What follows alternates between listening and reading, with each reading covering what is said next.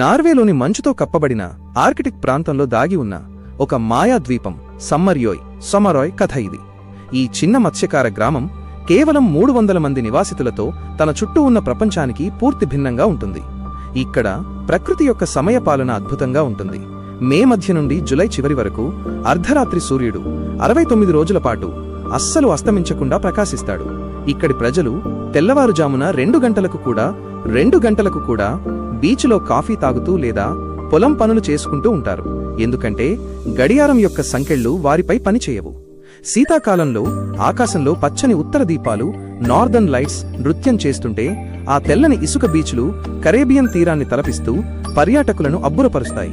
ఈ ద్వీపవాసులు తమ జీవితాన్ని మరింత స్వేచ్ఛగా గడపడానికి, సూర్యుని ఆధారంగా జీవించడానికి తమ ప్రాంతాన్ని ప్రపంచంలోనే మొట్టమొదటి సమయం లేని ప్రాంతంగా ప్రకటించాలని కోరడం ఈ రమణీయ ప్రదేశానికి సరికొత్త విశేషాన్ని తెచ్చిపెట్టింది.